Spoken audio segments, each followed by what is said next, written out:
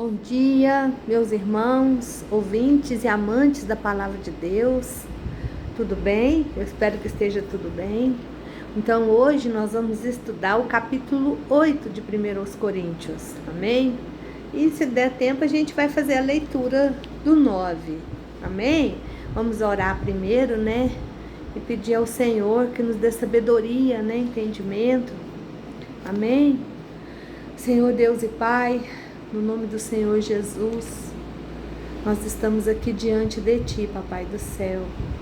Ó Senhor, graça nós te damos pelo Teu poder, pela Tua misericórdia, pela salvação da nossa alma, pelo ar que nós respiramos. Ó Paizinho, por essa fé que o Senhor colocou no nosso coração. Nesse momento, Senhor, nós estamos aqui diante de Ti, e voltamos a apresentar a vida da Sofia, Papai do céu. Queremos te pedir, Senhor, que o Senhor complete a obra que o Senhor começou na vida da Sofia. Abençoa os rins dela para que eles possam funcionar normalmente, Senhor. O coraçãozinho dela, que ele possa bater normalmente. Oh, Papai do céu, tudo que a Sofia está precisando no corpinho dela, que o Senhor possa estar abençoando, em nome do Senhor Jesus. Nós te agradecemos pela cura da Sofia, Senhor, porque ela está em remissão do câncer, Senhor, e nós cremos nisso. Oh, Papai do céu, os efeitos colaterais que os remédios fizeram, que o Senhor possa derrubar agora, em nome de Jesus, esses efeitos. Senhor, que ela possa estar bem, Senhor, de volta conosco, nos alegrando, Senhor, como ela faz, Senhor. Em nome de Jesus, Senhor, nós te louvamos, ó Deus, por esse momento que nós estamos aqui, Senhor, estudando a Tua palavra e te conhecendo cada dia mais. Senhor, abençoa cada lar, cada casa que chega, Senhor, esse estudo. Abre a mente, abre o entendimento das pessoas, para que elas possam, Senhor, receber a Tua palavra. Senhor, que cada uma que escuta assiste esse vídeo, escuta essa palavra, Senhor, que eles possam, ó Deus amado, Senhor, ser alcançados pela Tua misericórdia, Senhor. Em nome de Jesus, vem nos dar sabedoria, Espírito de Deus, vem nos dar discernimento, esteja conosco, Pai, Filho e Espírito Santo. Muito obrigada por esse dia, Papai. Em nome de Jesus, nós oramos e agradecemos. Amém e amém. Gente, se inscreve no meu canal aí, para poder aumentar o alcance, sabe? Estou pedindo para vocês, para que mais pessoas possam receber esse vídeo. Esse vídeo tem que ficar rodando lá no YouTube. Para que isso aconteça, tem que ter muitos números de inscritos, sabe? Para que Deus possa estar abençoando e alcançando. Gente, está acontecendo tanta coisa nesse planeta. Pessoas ficam enfermas. Essa doença, síndrome do pânico, sabe? Está atacando cada dia mais. A pessoa fica com medo e não consegue fazer nada, não sai de casa, não busca a presença de Deus. E o inimigo vai oprimindo. Que o Senhor possa alcançar essas vidas, sabe? Que o Senhor possa abençoar. Quero também estar orando pela vida da Eliamar, sabe? Que também não está bem de saúde. Que o Senhor possa alcançar ela, em nome de Jesus. Ela já teve isso há muitos anos atrás, sabe? Que o Senhor possa novamente alcançar o coraçãozinho dela. Mas o que está acontecendo hoje em dia? As pessoas querem as bênçãos, mas não querem o abençoador. Eles querem ser curado, querem ser abençoado, mas não querem servir a Deus. E não tem jeito da gente servir a dois senhores. Lá em Apocalipse, naquela carta aonde o Senhor, que eu falei ontem, que o Senhor fala do colírio, né, para pôr colírio no olho que vem lá do céu, fala que a pessoa não é fria nem quente, e que ele está a ponto de vomitar essa pessoa da frente dele, está dando enjoo, as atitudes dessas pessoas está dando enjoo no Senhor, sabe? E as pessoas estão em cima do muro, tá com um pé no mundo e um pé dentro da igreja. Eles não escolheram, como aquela história daquela criança que estava com a bolinha de gude escondida. A menina falou, a hora que ele falou, você não me deu tudo, você está com uma bolinha. Ele não deu as bolinhas de gude para a menina, porque quando ele viu o presente, ele quis trocar com a menina. Eu te dou minhas bolinhas de gude se você me der o seu presente. A menina deu para ele, ele falou, você me deu tudo? Porque ele não entregou tudo, ele escondeu uma bolinha. E as pessoas hoje estão se escondendo, elas têm assim aquela coisa lá que elas querem no mundo. Tá igual aquela mulher de Ló, que olhou para trás, porque ela não queria ir para frente, olhar por autor e consumador da fé.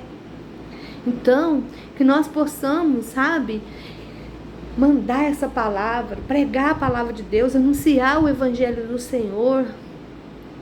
Porque no dia que o Senhor Jesus vier em nuvens de glória, vai ser terrível. Quando ele falar, afasta de mim, porque eu não vos conheço. Já pensou que tristeza? A pessoa falar, Senhor, mas eu orei, eu cantei, eu fui na igreja. O Senhor falou, não te conheço. Sabe? Por quê? Porque a pessoa foi para os outros verem, era externamente que ele estava servindo o Senhor.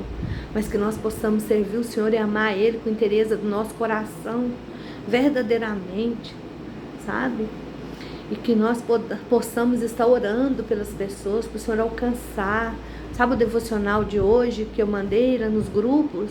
Fala que a melhor maneira da gente mostrar que ama a Deus é amando aquelas pessoas que Ele criou, que Ele cuidou, que Ele formou. E como que é que a maneira que a gente demonstra amor com mais força é quando a gente ora para uma pessoa, sabe? Porque o Senhor falou o quê? Orai para os seus inimigos e bendizei. Você já pensou? Seu inimigo está indo contra você e o Senhor Jesus fala, ora por ele, ora por ele. Então é isso. Então vamos começar aqui a leitura da palavra de hoje, amém? 1 Coríntios 8. Então para o vídeo, pega a sua Bíblia e acompanha comigo, amém? Vamos ler com a ajuda de Deus e direção do teu Santo Espírito. A seguir, vem a pergunta de vocês a respeito de comer aqueles alimentos que foram sacrificados aos ídolos. Quanto a esse assunto, cada um acha que a sua resposta é certa. Porém, esse tipo de conhecimento traz orgulho, mas o amor edifica. Se alguém pensa que sabe todas as respostas, está apenas mostrando a sua própria ignorância. Aquele, porém, que verdadeiramente ama a Deus, esse é conhecido por Ele. Então, o que dizer sobre isso? Devemos comer carne sacrificada aos ídolos? Ora, todos sabemos que um ídolo representa uma coisa que realmente não existe e que há um único Deus e nenhum outro. De acordo com algumas pessoas, há os chamados deuses, tanto no céu como na terra. Nós, porém, sabemos que há um só Deus, o Pai, que criou todas as coisas e nos fez para que fôssemos dele. E um só Senhor, Jesus Cristo, que fez todas as coisas e por meio dele, de quem vivemos. Contudo, alguns santos não compreendem isso. Foram acostumados a pensar nos ídolos como se tivessem vida, e que a comida oferecida a eles foi oferecida a deuses verdadeiros. Assim, quando comem essa comida, a sua consciência é fraca e fica contaminada. Lembrem-se tão somente que Deus não se importa se comemos isso ou não. Não ficaremos piores se não o comermos, nem melhores se o comermos. Tenha cuidado, entretanto, de não usarem sua liberdade a fim de se tornarem pedra de tropeço para os fracos. Vejam, é isso que pode acontecer. Alguém que pensa que está errado comer esse alimento, vê vocês comendo à mesa de um templo, de um ídolo, pois vocês sabem que não há nenhum mal nisso. Então, ele terá bastante coragem para fazer o mesmo. Entretanto, durante todo o tempo, ele ainda sentirá que isso é errado. Assim, porque vocês imaginam saber o que é certo, serão responsáveis por causar um grande dano espiritual a um irmão cuja consciência é sensível e por quem Cristo morreu. E pecar contra seu irmão, encorajando-o a fazer algo que ele pensa que está errado, é um pecado contra Cristo. Portanto, se comer carne oferecidas a ídolo fizer meu irmão pecar, não comerei mais carne, porque não quero fazer meu irmão tropeçar. Amém? Então, vamos estudar esse pedacinho e depois a gente vai ler o capítulo 8, certo? Aí no versículo 1, era provável que a carne comprada no mercado fosse oferecida a um ídolo em um dos muitos templos pagãos. Os animais eram levados a um templo morto perante um ídolo como a parte de uma cerimônia religiosa pagã e comidos em uma festa no templo pagão ou levados para os açougueiros que vendiam carne no mercado. Os crentes indagavam se ao comerem esse tipo de carne estariam de alguma forma praticando adoração aos ídolos. Lembra lá de Daniel? Quando Daniel chegou lá na Babilônia, as carnes eram desse modelo. Eram levadas aos templos, oferecidas aos ídolos e depois vendidos. E as pessoas comiam. Então, o que Daniel fez? Ele fez um propósito no coração dele. Ele falou que não ia comer a carne, certo? Mas foi um propósito que ele fez. Nós vamos chegar aqui numa parte muito, muito forte. Vocês querem verem?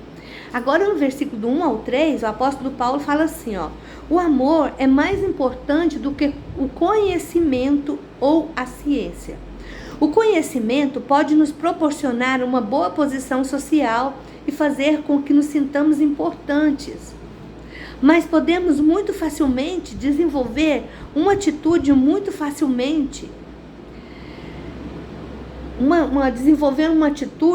arrogante e soberba. Muitas pessoas que têm fortes opiniões não estão dispostas a ouvir e aprender com Deus e com os outros. A única forma de obtermos o conhecimento de Deus é amando a Ele. Por quê? Porque quando a gente ama o Senhor e obedece a Ele, nós somos dirigidos pelo Espírito Santo. Nós damos lugar para o Espírito Santo. Aí o que acontece? O Espírito Santo vai nos dar discernimento, certo? E nós só podemos conhecer a Deus demonstrando um amor semelhante ao dele, como hoje do devocional. Se nós amarmos o nosso irmão, nós não vamos fazer uma coisa que a gente acha que... Lembra que eu falei sobre televisão? Tem gente que acha que ver televisão é pecado. Eu acho que tem certas coisas na televisão que se vê, a pessoa vai ficar contaminada. Uma coisa que a pessoa sente que é pecado, ela não pode fazer. Porque maior, se o seu coração te condena, maior é Deus para condenar. Então a gente tem que observar isso. E aí no versículo 4 ao 9, Paulo dirigiu essas palavras aos crentes que não se incomodavam em ingerir as carnes que havia sido oferecida aos ídolos, embora os ídolos fossem falsos e o ritual pagão do sacrifício a eles não tivesse nenhum sentido. Porque eles compravam a carne, chegavam na casa deles, eles oravam, apresentavam o almoço, como eu faço todo dia. Senhor, abençoa essa comida, Senhor, que nós estamos recebendo, derrama as suas vitaminas celestiais, sabe? Agradecendo. Nesse momento, lembra que o Senhor Jesus fez isso? Nesse momento, aquela comida está santificada por Deus, certo? Mas o que acontecia? Eles, agora voltando ao que eu estava falando, eles não sentiam. Então, comer esse tipo de carne escandalizava alguns irmãos. Alguns cristãos que tinham crido em Jesus Cristo, eles achavam que aquilo ali era pecado, eles não podiam comer. Então, a consciência deles não estava tranquila. O que é? O coração estava acusando. Então, o que acontecia? Eles comiam na frente deles. Aí, o que acontecia? Eles escandalizavam aqueles irmãos. Então, portanto, Paulo diz que os crentes maduros devem evitar comer carne oferecida a ídolos se isso violasse a consciência dos cristãos fracos. Então, se você estiver fazendo alguma coisa que está fazendo seu irmão tropeçar, busca discernimento de Deus e muda de atitude, sabe? Se o seu irmão, se você vê que ele está te olhando diferente, você chega e fala: o que foi? Aconteceu alguma coisa? Vamos conversar, certo? E Deus vai trabalhar. Ou senão você troca de lugar com Jesus. Se eu fosse Jesus, como que eu ia fazer agora? Eu ia continuar comendo essa carne na frente do meu irmão para ele ficar escandalizado? Na palavra do Senhor está escrito, é lícito que venha o escândalo, mas ai daquele de quem o escândalo vier. Então, se nós vamos escandalizar nosso irmão, nós estamos fazendo ele pecar, não estamos agindo como o Senhor Jesus. E aí no versículo 10 até o 13, a liberdade cristã não significa que podemos fazer qualquer coisa. A liberdade cristã significa que nossa salvação não é obtida através de boas obras ou regras legalistas. A salvação é dom gratuito de Deus, é uma dádiva. Portanto, a liberdade cristã está inseparavelmente ligada à responsabilidade cristã. Os novos convertidos costumam ser muito sensíveis em relação ao que é certo e o que é errado. Está muito procurando agradar a Deus. Então, a gente tem que ver como que estão querendo fazer e ajudá-los da melhor forma possível. Algumas ações podem ser perfeitamente corretas para nós, mas podem prejudicar um irmão ou irmã que ainda seja jovem na fé e esteja aprendendo como é a vida cristã. Devemos ter cuidado para não escandalizarmos a sensibilidade de um cristão mais novo, nem conduzirmos um crente ao pecado através dos nossos exemplos. Quando verdadeiramente amamos os outros, nossa liberdade se torna menos importante para nós do que a bênção de fortalecer a fé de um irmão ou de uma irmã em Cristo. Amém? A gente precisa buscar a sabedoria que vem do alto para nós agirmos, para ter a melhor forma de nós ajudar os nossos irmãos. Amém? Então vamos ler o capítulo 9.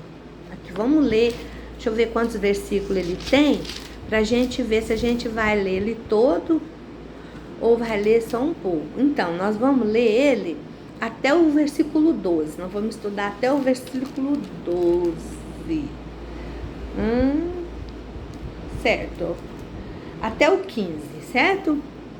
Os direitos de Paulo, aqui fala, Paulo abre mão de seus direitos. Os direitos de Paulo como apóstolo e seu exemplo. O apóstolo Paulo falando no capítulo 9, versículo 1. Não sou livre. Não sou um apóstolo? Não sou alguém que realmente viu Jesus, nosso Senhor, com os próprios olhos? E as vidas transformadas de vocês não são resultado do meu árduo trabalho para Deus? Se na opinião de outros eu não sou apóstolo, certamente sou para vocês. O sou para vocês, pois vocês foram ganhos para Cristo por meu intermédio. Esta é a minha resposta àqueles que questionam os meus direitos. Ou será que eu não tenho direito algum? Será que eu não posso pretender o mesmo privilégio dos outros apóstolos e de ser hóspede na casa de vocês e comer e beber? Se eu tivesse uma esposa e eu não poderia levá-la nas minhas viagens, tal como fazem os outros apóstolos e como fazem os irmãos do Senhor e Pedro? Será que só eu e Barnabé devemos continuar a trabalhar para nosso sustento? Qual soldado no exército que tem de pagar suas próprias despesas? Vocês já ouviram falar de alguém que planta uma vinha e não tem direito de comer o seu fruto? Qual o pastor que toma conta de um rebanho e não tem o direito de tomar do seu leite? Não estou simplesmente citando as opiniões dos homens quanto o que está certo. Estou lhes dizendo o que a lei de Deus diz. Na lei de Moisés está escrito: não amordaçem a boca do boi que debulha. Não amordaçem a boca do boi quando estiver debulhando o cereal. Ele deve ser o primeiro a comer do cereal. Vocês acham que Deus estava pensando só nos bois quando disse isso? Será que ele estava pensando em nós também? Naturalmente que sim. Ele disse isso porque aqueles porque aqueles que aram e debulham devem esperar receber a sua parte na colheita. Nós temos plantado boa semente espiritual entre vocês. Seria demais recebermos de vocês alguma recompensa material. Vocês dão isso aos outros que pregam a vocês. E é justo, mas será que nós não temos muito mais direito do que eles? Ele fez uma pergunta muito séria, o apóstolo Paulo aqui. No entanto, nunca usamos tal direito, mas suprimos as nossas próprias necessidades sem a ajuda de vocês. Nunca exigimos pagamento de qualquer espécie para não colocar obstáculo algum ao Evangelho de Cristo. Eu vou ler o capítulo todo e amanhã a gente explica ele, certo? Vocês não sabem que Deus disse aos que trabalhavam no templo dos alimentos levados ali como ofertas a Ele, tirassem uma parte para o seu próprio alimento? E os que servem diante do altar recebem uma parte do alimento que é levado por aqueles que oferecem ao Senhor? Do mesmo modo, o Senhor deu ordens para aqueles que pregam o Evangelho, sejam sustentados pelo Evangelho. Contudo, eu não tenho usado nenhum desses direitos, e não lhes escrevo isto para insinuar que estou exigindo esses direitos para mim mesmo. De fato, eu preferiria morrer a perder a santificação que encontro em pregar a vocês sem cobrar nada. Contudo, pregar o Evangelho não é nenhum mérito especial para mim. Eu não poderia deixar de pregá-lo, mesmo que assim o quisesse. Eu seria completamente infeliz. Ai de mim se não o fizer. Se eu tivesse oferecendo voluntariamente meus serviços de minha própria espontânea vontade, então o Senhor me daria uma recompensa especial. Essa, porém, não é a situação, pois Deus me escolheu e me impôs este dever sagrado. E assim, não tenho escolha. Nesse caso, qual é a minha recompensa?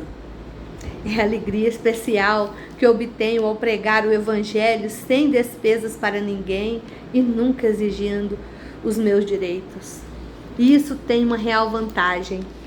Embora seja livre de todos, fiz-me escravo de todos a fim de ganhar o maior número possível de pessoas. Quando estou com os judeus, vivo como judeu, para que eles ouçam o Evangelho, que eu possa ganhá-los para Cristo. Quando estou entre os que estão debaixo da lei, não discuto com eles, embora não concorde, porque desejo ganhá-los. Quando estou com os que estão sem lei, concordo com eles tanto quanto possível, com a exceção, naturalmente, de que, como servo de Cristo, eu devo fazer sempre o que é correto. E assim, concordando com eles, posso ganhá-los também. Quando estou com aqueles cuja consciência é fraca, torno-me fraco, sim. Qualquer que seja o tipo de pessoa, eu procuro achar um terreno comum com ela, para que me permita falar-lhe de Cristo e eu possa salvar alguns. É forte, né? Faço isso para levar o Evangelho a eles e também pela bênção que eu recebo quando os vejo vir a Cristo. Numa corrida, todos correm, porém só uma pessoa ganha o prêmio. Portanto, disputem sua corrida para ganhar o prêmio. Para vencer a competição, vocês precisam renunciar muitas coisas que os impediriam de fazer o melhor do que podem. Um atleta faz todo esse sacrifício só para obter uma coroa que não dura muito. Porém, nós o fazemos para obter uma coroa que dura para sempre. Oh, glória! Portanto, eu corro direto para o alvo, com esse propósito em cada passo. Quando luto, não luto como quem esmurra o ar. Eu castigo o meu corpo como um atleta faz, tratando-o com dureza, como meu escravo. De outro modo, eu temo que depois de ter pregado aos outros, eu mesmo seja reprovado. É muito forte esse capítulo, né? O Paulo falando, né? Então, gente, amanhã eu vou explicar esse capítulo, nós vamos estudar ele todinho. Vocês leem uma vez, lê 2 vezes, o melhor que vocês puderem. Para que amanhã a gente possa ler e vocês possam ser alimentados em nome do Senhor Jesus. Amém? Fica com Deus. Até amanhã. Pai do Senhor.